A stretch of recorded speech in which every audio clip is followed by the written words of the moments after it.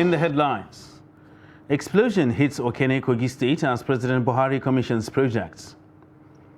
Election Tribunal dismisses SDP's petition against election of Ekiti State Governor. Residents of Oyo State lament lingering fuel scarcity. And on the foreign scene, United Nations say 30,000 people fleeing ethnic violence in South Sudan. Hello and welcome to Trust TV News Update. I am Ibrahim Yusuf.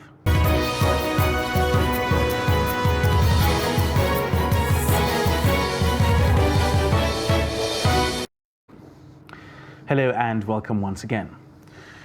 4 persons were reported to have been killed on Thursday when an explosion rocked the palace of Ohinoyi of Ibira Land, Ado Ibrahim, in Okene, Kogi State. An eyewitness said the incident happened in the morning shortly before President Muhammadu Buhari arrived the town to commission the legacy projects of Governor Yahaya Bello. A resident said he heard a loud noise at the second gate of the palace of the paramount ruler of Ibira Land in the morning, which shook the building to its very foundation. However, conflicting reports are trailing the actual cause of the incident, as some are attributing the incident to the action of improvised explosive devices rather than a cylinder or transformer explosion being claimed in certain quarters. The victims of the explosion include a commercial motorcyclist, a driver of a car, and 2 others who are caught in the web of the explosion by fate. The Kogi State Police Command has not officially commented on the incident.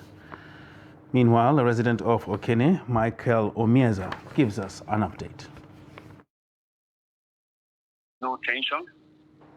The atmosphere is cool, is calm. There is movement now. Initially, there were roadblocks and all of that. But I think that couples with the coming of President Muhammadu Buhari for inaugurating of projects in Okene today. Earlier, circulation was released by the government that Kogi will be observing a public holiday, so there will be roadblocks in some of the strategic areas as of today, 29th. So, but when the incidents happened in the morning also, so I think it's beef up the security intel. So there were roadblocks initially, there were tension, but as it is now, everyone is going with their daily doings and endeavors. The situation is very, very calm and it's free now to move around. As I speak right now, events are already happening in the town. And there is yet to be an official press release by the government that I see, because, like I told you, there is an event today. The President of the Federal Republic of Nigeria is in town. So he just finished the inaugurating of reference hospital in Okene, and definitely left. He just departed with the government officials back to Lokoja for the continuation of the project inauguration. So for now, we've not seen an official press release from the government, and there is nothing like arrest yet. I think the investigations are still ongoing. Meanwhile, President Muhammadu Buhari said the federal government has committed over $400 million to bring life back to the moribund iron and steel company in Ajaokuta, Kogi State. The president said this at Okene on Thursday while on a working visit to Kogi State to commission the legacy projects of Governor Yahaya Bello. He said the federal government has rescued the steel company from total collapse and is ready to concession it to prospective investors to complete the efforts so far made for the company to come back on stream. President Buhari added that the coming back on stream of the steel company will make Kogi State Nigeria's iron power state, stressing that the company will create over 500,000 jobs when at full capacity. He stated that the presence of Obajana Cement Company, the railway station at Itakbe, and the revived Ajaokuta Steel Company, the state is gradually being turned into an industrial hub center in the country. Governor Yahaya Bello commended President Buhari for his official visit to the state, pointing out that he was determined to serve the people of Kogi State when his administration came on board on the 27th of January 2016. Now, the year 2022 precedes another round of elections in Nigeria, recording some unprecedented political developments that will ultimately shape the incoming 2023. Trust TV's Shafiq Suleiman chronicles some of these events and how they may likely impact the dynamics of the nation's political equation. The report. The passage and signing of the 2022 Electoral Act set the stage for renewed hope of credible elections devoid of flawed process experienced in the past. The law introduced some fundamental changes, like exempting political appointees from serving as delegates or vying for elective party positions without resignation from the offices they occupy. To the political actors, it is time to change gear and realign with the changes such as the introduction of Bimodal Voter Accreditation System (VBAS) and INEC Result Viewing Portal (IREM), amongst others. For the electorate, the new Electoral Act is a game changer that rekindles hope for a better democratic experience. The INEC chairman himself and Buhari himself have assured Nigerians that the election will be free and fair. And with the introduction of BVAS, which the INEC chairman has consistently assured us, I believe that when I cast my vote, it will count. My vote will count. INEC is doing a good job to make this election fair and fair, and I believe my vote will count. Why my vote will count is because I'm very, very important and relevant as a citizen of Nigeria. During the off-season governorship elections in Ekiti and Osun states, the electoral umpire INEC demonstrated that the votes count. I also appeal to communities and traditional and religious leaders and others to see INEC facilities as national assets, and they should all contribute towards protecting these facilities instead of leaving this to the security agencies. Then came the political party primaries, which saw the emergence of 18 presidential candidates.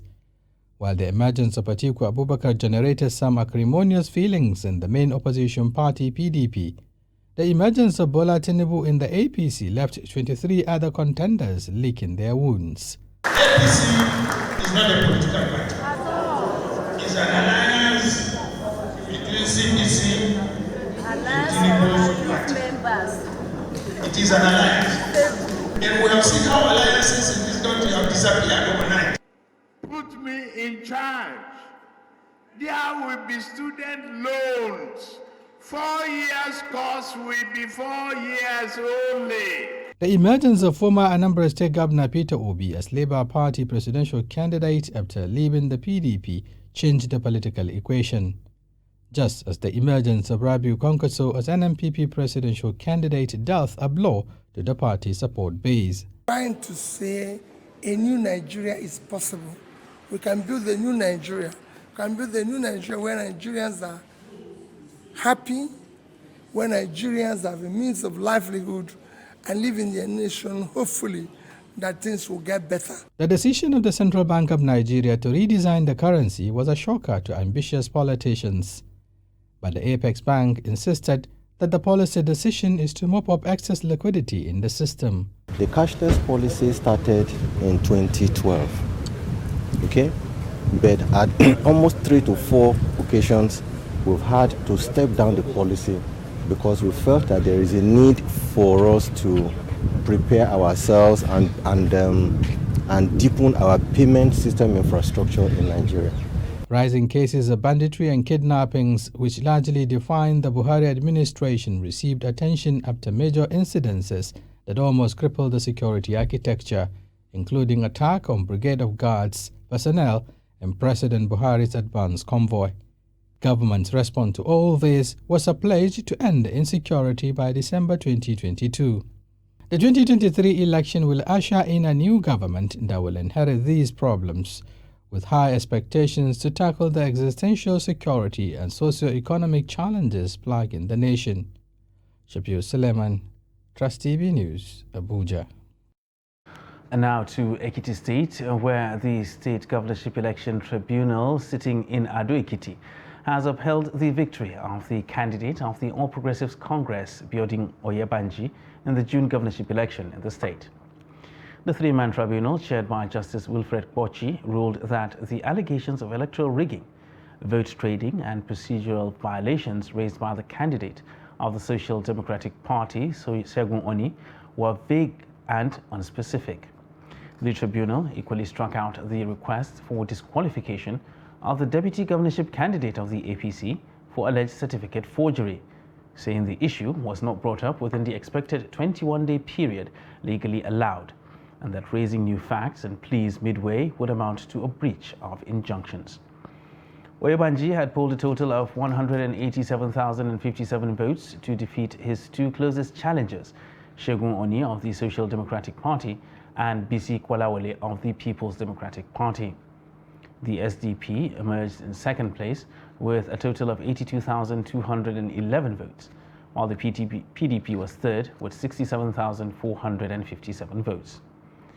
Unsatisfied with the outcome of the election, SDP's Oni had on July 7th filed a petition at the tribunal challenging the declaration of the All Progressives Congress candidate Biodun Oyebanji by the Independent National Electoral Commission as the winner of the election.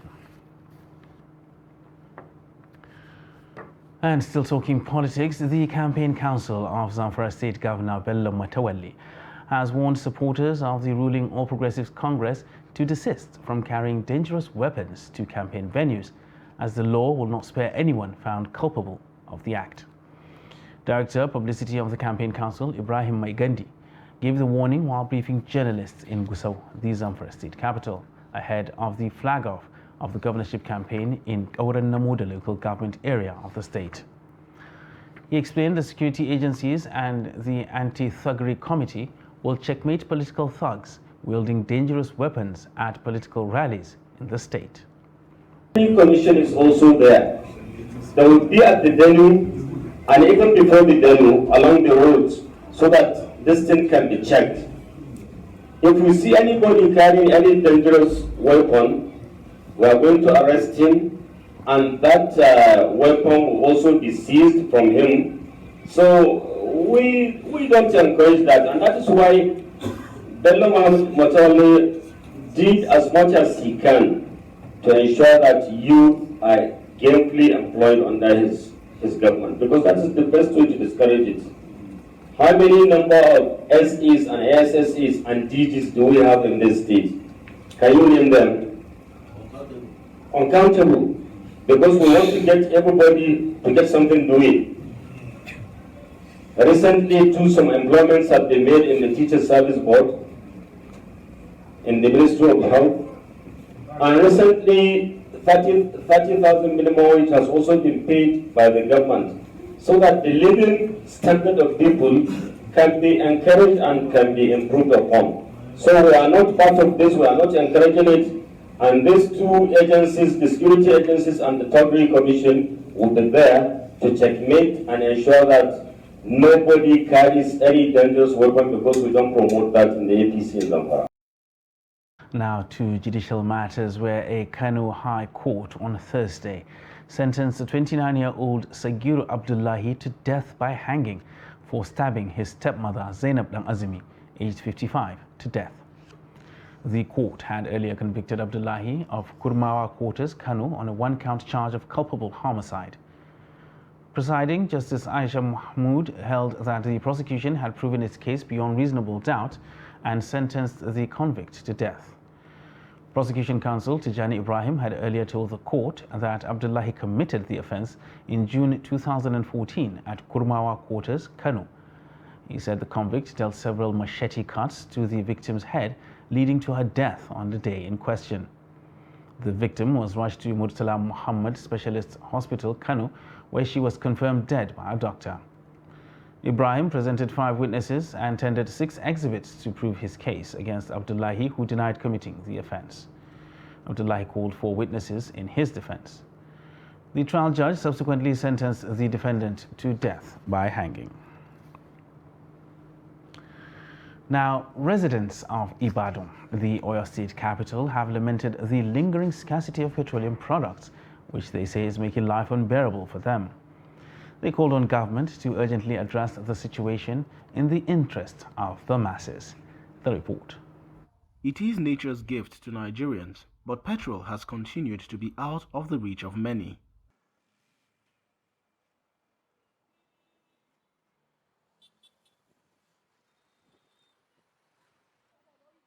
The past few days have been stressful for the masses, who are battling with high cost of food items and transportation, which took away the usual shine for this year's Christmas celebrations. So we came for petrol.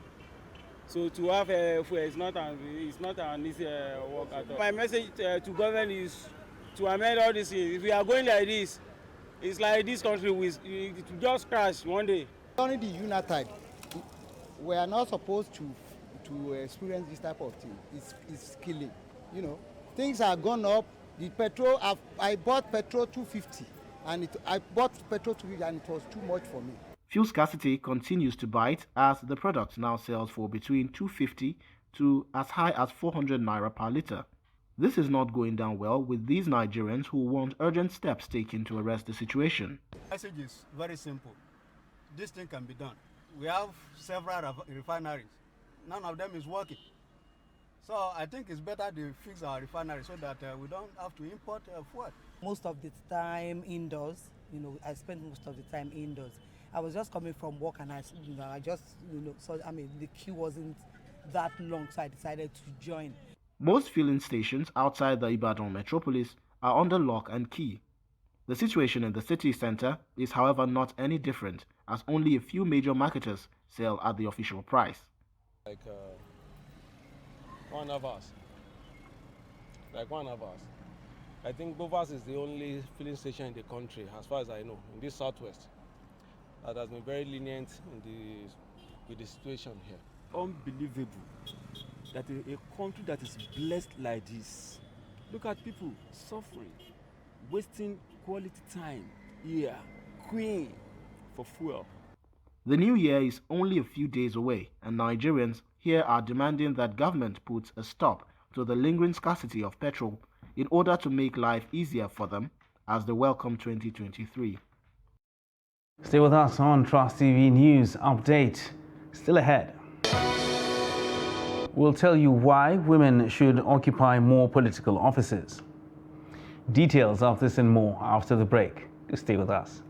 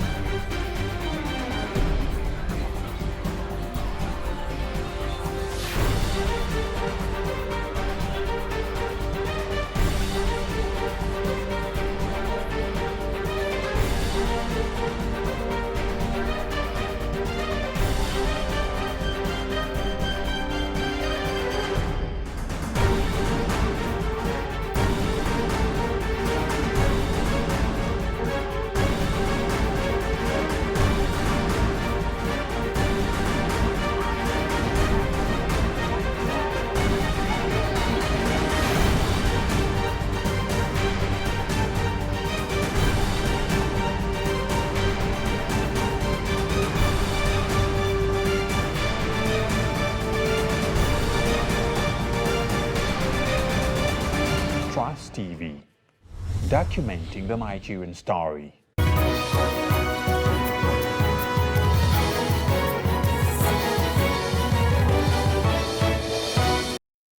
Welcome back, and thanks for staying with us on Trust TV News Update. Now let's recap our top stories. Explosion hits Okene, Kogi State as President Buhari commissions project. And Election Petition Tribunal dismisses SDP's petition against election of Ekiti State Governor. Now moving on to other news. The announcement of the increase of compulsory premium vehicle third-party insurance for vehicle owners in Nigeria is greeted with mixed feelings. The new rate that takes effect from January 1 next year, owners of private vehicles will pay 15,000 naira for motor vehicle third-party insurance against the current 5,000 naira. Noel Sampson speaks to Nigerians concerning the increments. Third-party insurance is an insurance policy purchased for protection against damage to others.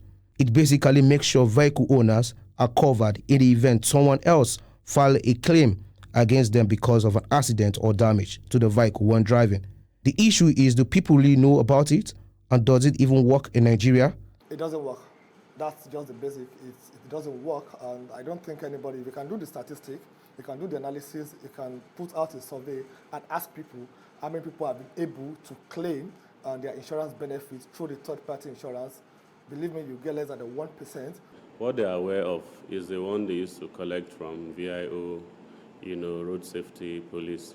So that one, they call it allow me pass, police allow me pass in Nigerian parlance. So that one, you just show to the police and they allow you go. When they bash a motor, so you're supposed to pay the motor, but when the owner of the other car now called the insurance company, when they came and they saw that they have been paying the insurance, so they now took over the repaired. But most time in Nigeria, especially in Abuja when we live, most of our cars that get accident, not like insurance, but we always pay insurance with VIO. The citizens of the country, they are not benefiting anything from insurance. Because I've seen a lot of people that have insurance certificates, and something happened to them, they will not even care. People, however, cannot understand the justification for the increase in the price of the third-party vehicle insurance. As me, I'm the driver, I don't like her. Because now, VIO will come for their own. Honor again, go come for the third party, say 15,000 naira.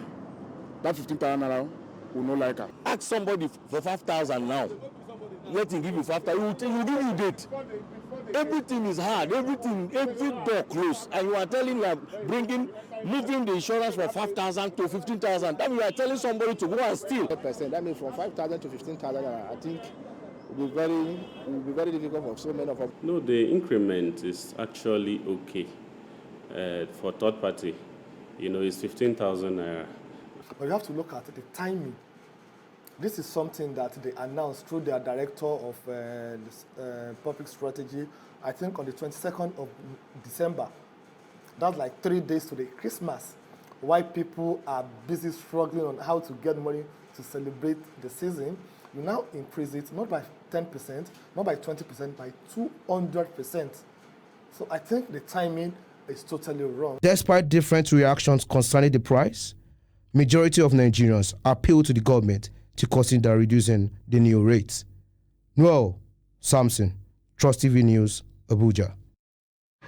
Now, the quest for women's participation in politics and decision-making in Nigeria is one that has been keenly lobbied for, with low levels of progress recorded over the years. 27 years since the 1995 Beijing Declaration, which saw 189 countries of the world agreeing to implement gender parity and ensure increased participation of women in leadership and decision-making process, among others. Now, Dana Daniel Zegi examines the implementation of progress in Nigeria among other African countries. The report. The failure of lawmakers to pass the 35% affirmative action in the National Assembly in March 2022 dealt a blow on the implementation of the 1995 Beijing Declaration in Nigeria. However, with a court ruling in April mandating the federal government to comply with the 35% affirmative action, women in Nigeria are optimistic successive governments will be sanctioned if they fail to conform. The gender appropriation bills that were sent to the National House of Assembly. This has been an effort that's been ongoing since 1999, since we turned into democratic rule. We haven't seen the reception that we need to see, especially within the government quarters, in terms of putting in place the kind of policies that are required for, this gender equality to happen. And so the gender appropriation bills were thrown out, with blatant audacity, because it just takes that to think that women are insignificant to the point that we would put in a bill and they would throw it out just like that. Though Western countries recorded significant progress in executing women inclusion in politics, African countries like South Africa, Uganda, and Ethiopia have fared well in this regard. According to statistics released by the World Economic Forum, Nigeria ranked 123rd out of 146 countries on the Global Gender Gap Index in 2022. This has stirred up questions on what could possibly be the reasons behind the gender gap and the cold feet towards a legal commitment for more women in leadership positions.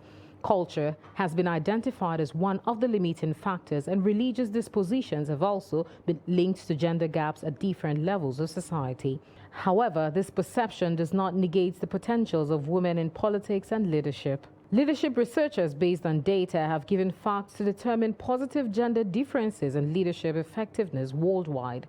Alluding to the place of women in nation building, Minister of Women Affairs Pauline Talon decries marginalization of women in Nigeria. My heart bleeds. I'm not happy with all our political parties as far as women issues are concerned.